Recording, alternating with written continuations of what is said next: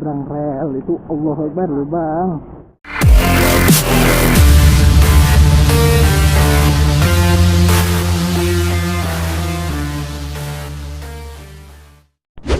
Oke, assalamualaikum warahmatullahi wabarakatuh. Ya, selamat siang semuanya, selamat sore semuanya.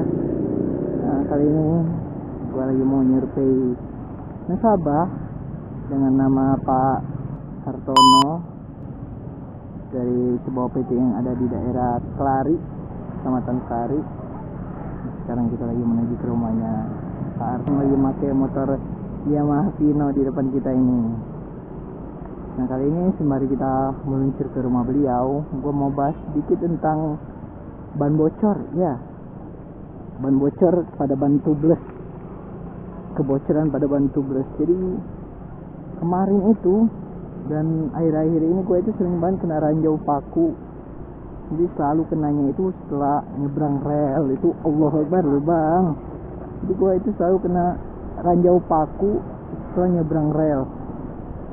Itu udah nggak kehitung lubang halus, kerusakan pada ban belakang gue itu udah ada berapa gitu, tapi nggak sampai bocor sih.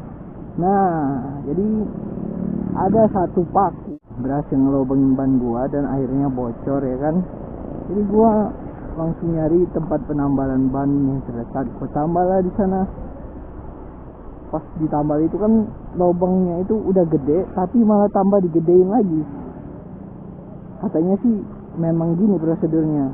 Mungkin bagi gua ya yang walaupun rada awam sama nambal ban tubeless gitu, tapi setahu gua sih walaupun susah itu kadang ada tekniknya buat nyoblosnya biar itu bisa masuk. Nah, jadi bapak itu kekeh, jadi lubangnya udah gede ditambah gedein lagi gitu, terus masuk. Jadi si bapak itu terus di lubang gede baru dia masukin semacam karet penambalnya itu kan di ban tubeless, udah dimasukin sama dia. Jadi ditambah lah kan ban gua. Ya awalnya emang masuk sih anginnya kencang, tapi setelah 2 harinya itu ban gua bocor lagi. Dan naasnya lubang yang kemarin dia coblos itu, yang dia tambal kemarinnya itu malah lebih gede. Untung nggak terlalu gua paksa pas bannya kempes itu pas lagi di lapangan. Jadi inisiatif gue langsung nepi lagi tuh, mampir ke bengkel salah satu teman gue. Jadi gue sempat cerita, ini kalau untuk tambal ban tubeless itu ada 2 macam merek, tahu dia, ada yang bagus dan ada yang murah untuk karet penambalnya itu. Nah, terus juga kedua tergantung dari yang nambal.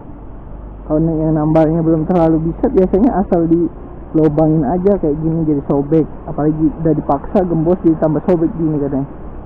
Dan ternyata ban gua masih bisa diselamatin sama dia. Sekarang kondisi ban gua udah normal lagi, udah enak.